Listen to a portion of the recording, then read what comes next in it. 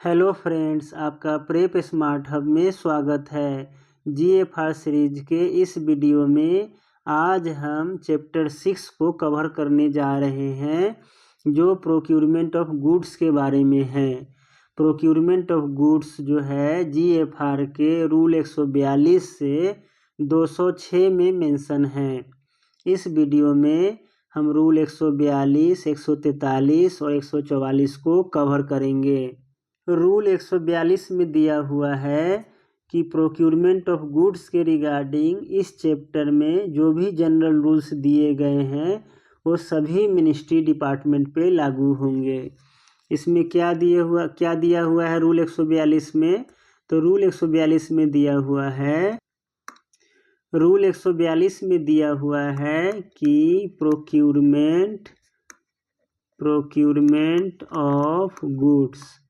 Procurement of goods के regarding इस chapter में जो जनरल रूल्स है वो जनरल रूल्स सभी मिनिस्ट्री और डिपार्टमेंट पे क्या होगा? एप्लीकेबल होगा। ठीक है, सभी मिनिस्ट्री डिपार्टमेंट पे एप्लीकेबल होगा, ये दिया हुआ है। इसका दूसरा पॉइंट है कि जो मिनिस्ट्री और डिपार्टमेंट है वो क्या कर सकती है? तो डिटेल्ड इंस्ट्रक्शंस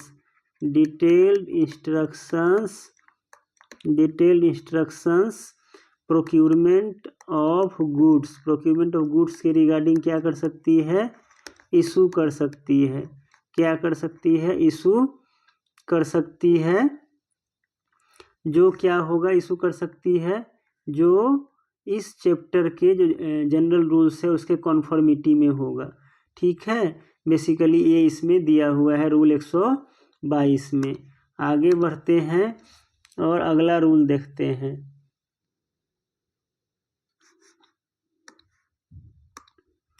जो रूल 143 है उसमें डेफिनीशन ऑफ गुड्स के बारे में पढ़ना है, यानी गुड्स के डेफिनीशन में क्या क्या आता है।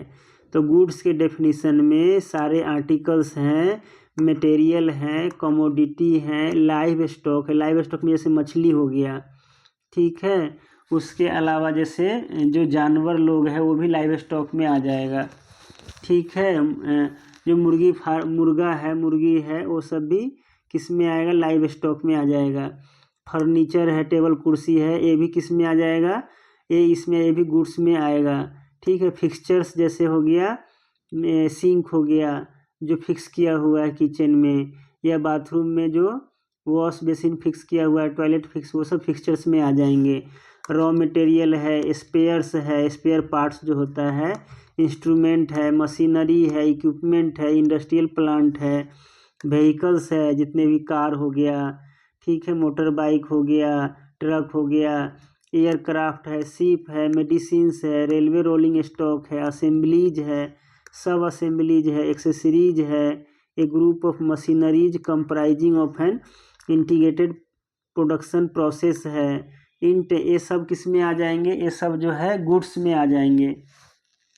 जो इंटेंजिबल प्रोडक्ट जिसको हम छू नहीं सकते हैं, जैसे उसमें सॉफ्टवेयर आ गया, टेक्नोलॉजी ट्रांसफ़र आ गया, लाइसेंस आ गया, पेटेंट्स आ गया, अदर इंटेलेक्चुअल प्रॉपर्टीज आ गया। ठीक है, पेटेंट जैसे मान लीजिए किसी ने कोई डिस्कवरी किया है और उसको पेटेंट करवा लिया, तो वो पेटेंट भी जो है इसमें गुड्स में ही आएगा। तो जो software, technology transfer, licence, patent, intellectual property, ये सब गुड्स में आएगा। ठीक है, इसके अलावा गुड्स में क्या नहीं आएगा? तो बुक्स नहीं आएगा, पब्लिकेशंस नहीं आएगा, पीरियोडिकल्स नहीं आएगा फॉर ए लाइब्रेरी। लाइब्रेरी के लिए जो बुक्स है, पब्लिकेशंस है, पीरियोडिकल से कवर नहीं होगा। और गुड्स में जो है वर्क्स एंड सर्विसेज भी कवर होता है, जो क्या है, इंसिडेंटल या कॉन्सिक्वेंशियल है, किसके? तो गुड्स के। जैसे मान लीजिए आप जो है कोई ट्रक खरीदते हैं, ठीक है, ट्रक, और वो ट्रक मान लीजिए जो है ट्रांसपोर्टेशन के जरिए जो है ना, मान लीजिए आप खरीदे हैं मुंबई में और दिल्ली में लाए हैं, तो जो ट्रांसपोर्टेशन खर्च है वो भी उस पर क्या हो जाएगा? ऐड हो जाएगा। तो वो जो ट्रांसपोर्टेशन है वो भी गुड्स में काउंट होगा। इंश्योरेंस भी इस तरह से होगा, इंस्टॉलेशन कमीशनिंग है वो भी आएगा। मान लीजिए कोई सॉफ्टवेयर आप खरीदे हैं, आपको चलाने ही नहीं आ रहा है, तो उसकी ट्रेनिंग वगैरह होगी, वो भी किस में आएगा, तो वो भी गुड्स में आएगा। मेंटेनेंस का जो भी आप पार्ट पुर्जा खरीदे हैं गुड्स, उसका जो मेंटेनेंस होगा वो भी गुड्स में ही इंक्लूड होगा। ठीक है, तो बेसिकली गुड्स में जो है, जो सर्विसेज है वर्क्स और सर्विसेज है वो भी आ जाते हैं। ठीक है, और क्या नहीं आते हैं बेसिकली, वो महत्वपूर्ण है तो नहीं आते हैं, बुक्स है, पीरियोडिकल्स है, ये सब नहीं आते हैं। आगे बढ़ते हैं और अगला रूल 144 को देखते हैं। रूल 144 में क्या दिया हुआ है, तो रूल 144 में है fundamental principles of public buying. तो इसमें बेसिकली क्या है, इसमें बेसिकली 3 पॉइंट है। पहला पॉइंट क्या है, पहले पॉइंट में दिया हुआ है कि जो कॉम्पिटेंट अथॉरिटी है पब्लिक प्रोक्यूरमेंट के लिए, उसकी रिस्पॉन्सिबिलिटी और अकाउंटेबिलिटी रहेगी क्या क्या करने के लिए, तो उसकी रिस्पॉन्सिबिलिटी एंड अकाउंटेबिलिटी रहेगी पब्लिक प्रोक्यूरमेंट में पब्लिक बाइंग में एफिशिएंसी के लिए। ठीक है, इकोनॉमी लाने के लिए। ठीक है, कम पैसे में जो है अधिक से अधिक काम हो जाए, बेसिकली वो है। और क्या करने के लिए, ट्रांसपेरेंसी ठीक है इंश्योर करने के लिए। तो बेसिकली जो कॉम्पिटेंट अथॉरिटी होगा उसकी जिम्मेदारी होगी एफिशिएंसी, इकोनॉमी और ट्रांसपेरेंसी इंश्योर करने के लिए, किसमें, पब्लिक बाइंग में।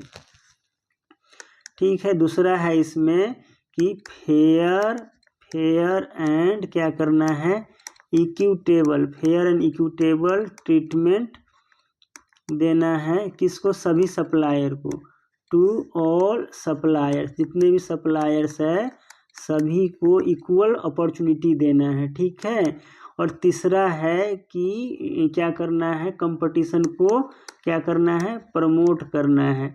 तो है तीसरा में प्रमोशन ऑफ कंपटीशन, यानी पब्लिक बाइंग में क्या करना है, कंपटीशन को प्रमोट करना है। तो बेसिकली जो कॉम्पिटेंट अथॉरिटी है उसकी रिस्पॉन्सिबिलिटी अकाउंटेबिलिटी होगी पब्लिक बाइंग में एफिशिएंसी, इकोनॉमी, ट्रांसपेरेंसी लाने की, फेयर एंड इक्विटेबल ट्रीटमेंट जो है सभी सप्लायर्स को देने की, और कंपटीशन को प्रमोट करने की। इसका पहला पॉइंट था। आगे देखते हैं इसका जो दूसरा पॉइंट है उसको देख लेते हैं। दूसरे पॉइंट में क्या है, तो दूसरे पॉइंट में क्या है कि जो क्या है, पब्लिक प्रोक्यूरमेंट का जो प्रोसीजर होगा उस प्रोसीजर को फॉलो करना है। इसमें जो है ना 10 पॉइंट दिया हुआ, उन 10 पॉइंट को फॉलो करना है। तो जैसे इसमें पहला पॉइंट देखते हैं। पहला पॉइंट है इसमें कि जो भी सामान हम खरीदना चाह रहे हैं, प्रोक्यूरमेंट करना चाह रहे हैं, जो भी आर्टिकल्स प्रोक्यूरमेंट करना चाह रहे हैं, तो उसका क्या करते हैं हम लोग, बिड डॉक्यूमेंट बनाते हैं, और जो है टेंडर इशू करते समय जो है वही बिड डॉक्यूमेंट को क्या करते हैं, पब्लिक में डालते हैं। तो उसमें क्या क्या होना चाहिए, बेसिकली वो है। तो उसमें है कि जो हम सामान खरीदना चाह रहे हैं, तो आइटम्स का क्या होना चाहिए, जो आइटम्स यानी लेना चाह रहे हैं आइटम्स का क्या होना चाहिए, उसमें डिस्क्रिप्शन होना चाहिए। क्या होना चाहिए, आइटम्स का डिस्क्रिप्शन होना चाहिए। डिस्क्रिप्शंस में भी 2 पॉइंट है।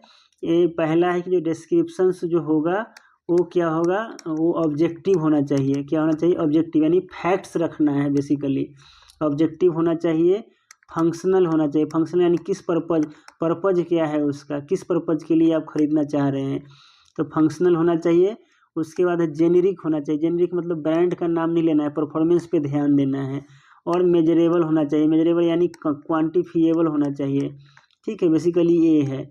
और बी में दिया हुआ है कि कोई ब्रांड क्या करना है, कोई ब्रांड नेम, ठीक है, ट्रेडमार्क, ब्रांड नेम, ट्रेडमार्क, या ब्रांड नेम हो गया, ट्रेडमार्क हो गया, ट्रेड नेम हो गया। ठीक है, उसको क्या करना है, इंडिकेट नहीं करना है बिड डॉक्यूमेंट में कि हमें ये चाहिए, इंडिकेट नहीं करना है। ठीक है, बेसिकली ये है। तो डिस्क्रिप्शन में क्या होना चाहिए, basically objective, functional, generic, measurable होना चाहिए। इसमें जैसे एक एग्जाम्पल ले लेते हैं, उससे पता चल जाएगा समझने के लिए। एग्जाम्पल में मान लीजिए आपको क्या करना है, ट्रक खरीदना है, कितना, 10। कौन सा, फ्लीट ट्रक, ठीक है, जो भारे का ट्रक है उसको खरीदना है, 10 ट्रक खरीदना है आपको। तो उसमें आपको देन ऐसा नहीं बोलना है कि बेस्ट ट्रक जो भी है आज के डेट में हमें वो खरीदना है, उसमें ये नहीं लिखना है। बेसिकली उसमें बताना पड़ेगा आपको कि जो है आपको क्या चाहिए, डिस्क्रिप्शन बताना पड़ेगा कि जो पे लोड्स है वो जो है ना 15,000 kg तक चाहिए, यानी वो ट्रक जो है 15,000 kg तक सामान ले जा सकता है, ठीक है। और जो है उसमें एफिशिएंसी में आप एफिशिएंसी में जैसे आप बोलिएगा माइलेज में कि जो है 20 किलोमीटर पर लीटर क्या करना चाहिए, उसको चलना चाहिए, ठीक है। उसको ये बोलना पड़ेगा कि 20 किलोमीटर पर लीटर जो है क्या करना पड़ेगा, उसको चलना चाहिए। उसके अलावा इसमें आप लिख सकते हैं कहाँ चलेगा, ट्रांसपोर्टेशन कहाँ होगा, उसका जो ट्रांसपोर्टेशन होगा वो रूरल होगा या अर्बन होगा, ठीक है। ये भी आपको क्या करना पड़ेगा, मेंशन करना पड़ेगा। उसके अलावा जो है कार्बन एमिशन का जो स्टैंडर्ड है ना, यूरो, मान लीजिए यूरो 6 स्टैंडर्ड का चाहिए, ठीक है, कम से कम जो है ना उसमें से वो निकले, ठीक है, धुआं निकले। तो ये भी आपको क्या करना पड़ेगा, बताना पड़ेगा। तो आप देख रहे हैं क्वांटिटी जो है 10 हो गया, और ये पे लोड्स, एफिशिएंसी, ट्रांसपोर्टेशन और एक कार्बन एमिशन, ये जो आप देख रहे हैं। और इसमें एक और चीज़ ऐड कर लीजिए, वारंटी। जैसे वारंटी आप बोल दीजिए कि 3 ईयर्स का वारंटी होना चाहिए, किसका, उसके इंजन का। तो आप देख रहे हैं ये जो ट्रक पे लोड एफिशिएंसी देख रहे हैं, ये सब क्या है, ऑब्जेक्टिव है। ऑब्जेक्टिव यानी फैक्चुअल चीज़ आप बोल रहे हैं कि ये चीज़ चाहिए, ठीक है। और टेक्निकल में जैसे आप बोल दिए कि जो कार्बन एमिशन है यूरो 6 स्टैंडर्ड का होना चाहिए, ये टेक्निकल में आ गया। और क्या होता है, क्वालिटेटिव जो है ना वो भी मांगते हैं, तो ये क्वालिटेटिव क्या हो गया, वारंटी में आ गया। तो ये 3 ईयर्स क्या हो गया, वारंटी में आ गया। तो आपको समझ में आ गया होगा। फंक्शनल क्या हुआ, तो फंक्शनल का मतलब है कि उसका पर्पज क्या है, आप रूरल एरिया में चलाएंगे या जो है ऑल इंडिया परमिट रहेगा। तो बेसिकली वो फंक्शनल हो गया, यानी सामान ले जाने लाने में जो है वो हो गया, ठीक है। तो समझ में आ गया होगा बेसिकली क्या है। पहला क्या था, पहला में था कि जो भी सामान हम खरीदने चाह रहे हैं तो उसका डिस्क्रिप्शन देना है। डिस्क्रिप्शन क्या है, कैसा होना चाहिए, ऑब्जेक्टिव होना चाहिए, ऑब्जेक्टिव होना चाहिए। और क्या होना चाहिए, तो मेजरेबल भी होना चाहिए, ऑब्जेक्टिव होना चाहिए, फंक्शनल होना चाहिए, जेनेरिक होना चाहिए, यानी परफॉर्मेंस पे ध्यान देना है, कोई ब्रांड पे ध्यान नहीं देना है। और इसमें क्या करना है, टेक्निकल और क्वालिटेटिव स्पेसिफिकेशन को भी मेंशन करना है। जैसे क्वालिटेटिव में वारंटी आ गया, जैसे 3 साल की वारंटी चाहिए, तो क्वालिटेटिव में, टेक्निकल में है कि भाई कार्बन एमिशन 6 स्टैंडर्ड का चाहिए, ठीक है। तो 1 नंबर पॉइंट में यही दिया हुआ था। 2 नंबर पॉइंट देखिए, 2 नंबर पॉइंट में दिया हुआ है बेसिकली 2 नंबर पॉइंट में क्या दिया हुआ है कि जो आप अभी स्पेसिफिकेशन दिए हैं उसके साथ साथ आपको क्या करना है, क्वांटिटी भी बताना है, क्वालिटी भी बताना है और टाइप भी बताना है, ठीक है। टाइप भी बताना है, जैसे आप मान लीजिए लैपटॉप खरीद रहे हैं, ठीक है। तो लैपटॉप खरीद रहे हैं तो आपको जैसे उसका क्वांटिटी बताना है, भाई कितना लैपटॉप खरीद रहे हैं, 10, 20, 50 कितना चाहिए आपको। उसमें क्वालिटी भी बताना है। क्वालिटी में आ गया कि आपको जो है कितना रैम का चाहिए, 120 GB का या 8 GB का, 10 GB का रैम का चाहिए, ठीक है। यानी स्पेसिफिकेशन मतलब कितना क्या है, प्रोसेसर कौन सा चाहिए आपको बेसिकली। और टाइप जो है किस टाइप का चाहिए आपको, किस पर्पज़ के लिए बेसिकली यूज करना है, ऑफिस पर्पज़ के लिए या बड़े बिजनेस पर्पज़ के लिए, किस पर्पज़ के लिए यूज करना है, ठीक है। तो बेसिकली ये सब जो है ना आपको बताना पड़ेगा। ये 2 नंबर में हो गया। 3 नंबर में जो टेक्निकल स्टैंडर्ड होगा वो टेक्निकल स्टैंडर्ड किस पे बेस्ड होगा, तो नेशनल टेक्निकल रेगुलेशन पे, नेशनल टेक्निकल रेगुलेशन पे बेस्ड होना चाहिए, ठीक है। ये ध्यान रखना है, जो टेक्निकल जो भी उसमें होगा वो किस पे होना चाहिए, नेशनल टेक्निकल रेगुलेशन पे बेस्ड होना चाहिए।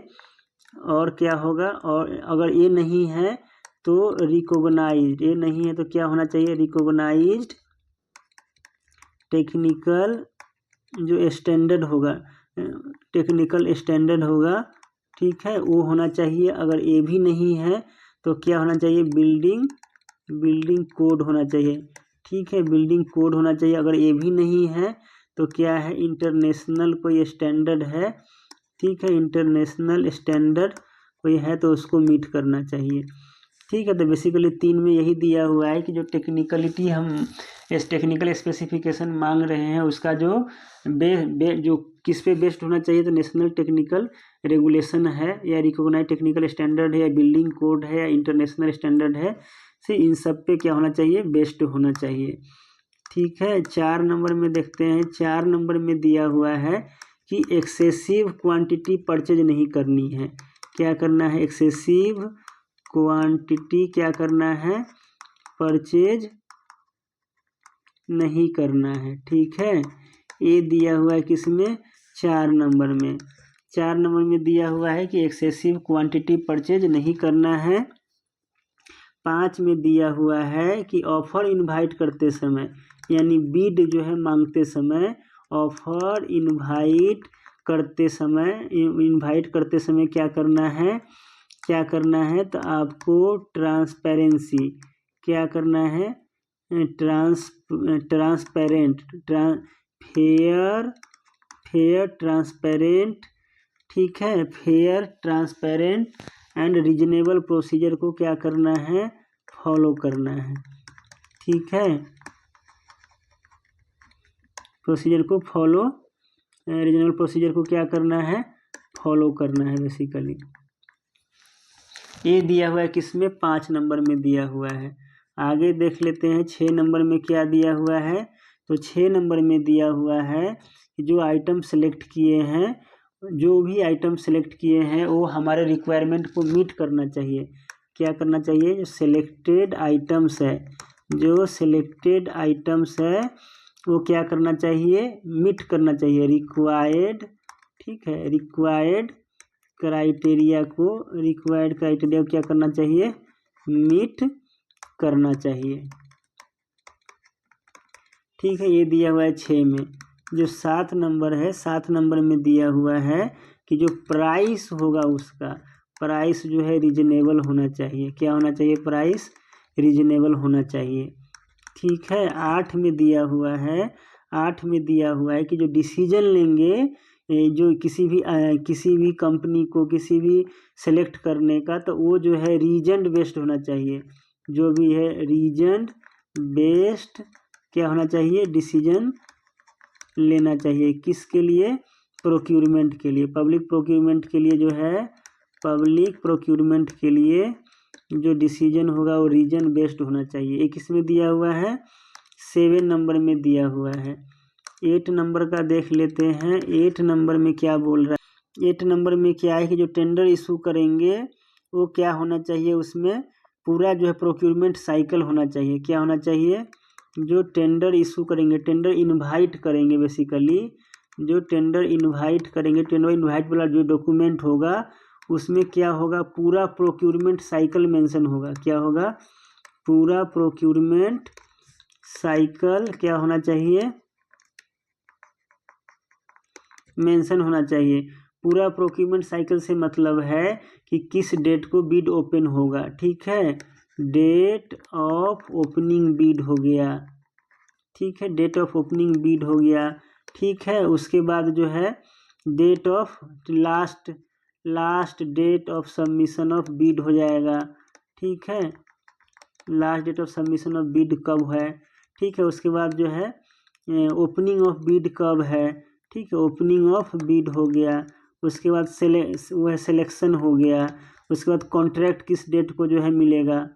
ठीक है, कॉन्ट्रैक्ट जो है किस डेट को मिलेगा। तो बेसिकली ये है, यानी पूरा साइकिल उसमें मेंशन रहेगा, किस डेट को बिड ओपन होगा, कब तक जो है उसको बिड सबमिट करना है, ओपनिंग डेट कब होगा, सिलेक्शन कब होगा, कॉन्ट्रैक्ट जो है कब किस डेट को फाइनलाइज होगा। तो बेसिकली ये सब जो है ना, उसमें जो है जब इनवाइट करेंगे, टेंडर इनवाइट करेंगे तो उसमें सारा मेंशन रहेगा। आगे देखेंगे हमारा जो 9वां पॉइंट है, 9वां पॉइंट क्या है। तो 9वां पॉइंट में दिया हुआ है कि जो भी एनुअल, 9वां पॉइंट में दिया हुआ है कि एनुअल जो प्रोक्यूरमेंट जो प्लान होगा, जो एनुअल प्रोक्यूरमेंट प्लान होगा उसको क्या करना है, पहले ही प्रिपेयर कर लेना है। ठीक है, साल के स्टार्ट होने से पहले ही एनुअल प्रोक्यूरमेंट प्लान क्या करना है, शुड बी प्रिपेयर्ड बिफोर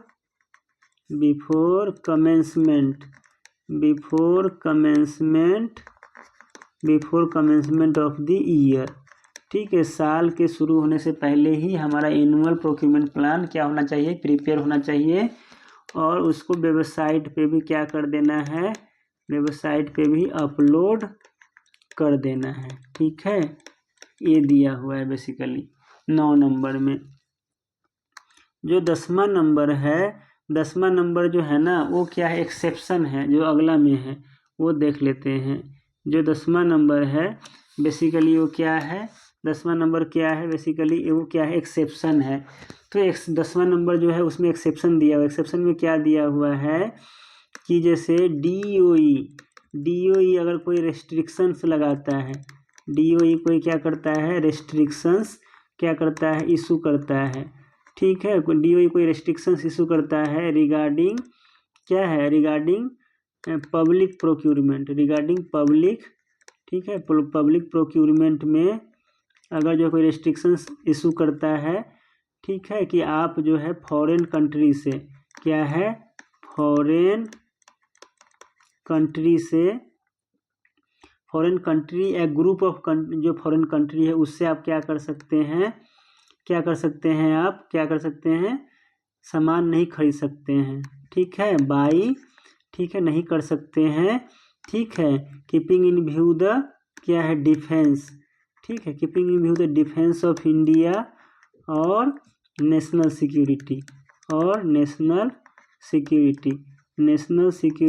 और डिफेंस ऑफ इंडिया को ध्यान में रखते हुए DOE कोई रेस्ट्रिक्शंस लगाता है किसी कंट्री के लिए, तो उस कंट्री से या ग्रुप ऑफ कंट्री से हम कोई भी पब्लिक प्रोक्यूरमेंट नहीं कर सकते हैं। तो बेसिकली ये किस में दिया हुआ है, 10वें नंबर पॉइंट में। ठीक है, जो एक्सेप्शन में आता है, एक्सेप्शन का मतलब इस रूल्स में भले ही कुछ भी लिखा हो लेकिन DOE अलग से कोई रेस्ट्रिक्शंस लगा दिया है तो जो है DOE के रेस्ट्रिक्शंस को फॉलो करना है। ठीक है, तो हमारा जो ये वीडियो है यहीं पे समाप्त होता है। आशा करते हैं आपको ये वीडियो अच्छा लगा होगा। वीडियो को देखने के लिए बहुत बहुत धन्यवाद। फिर मिलते हैं एक छोटे से नेक्स्ट वीडियो में। Thank you.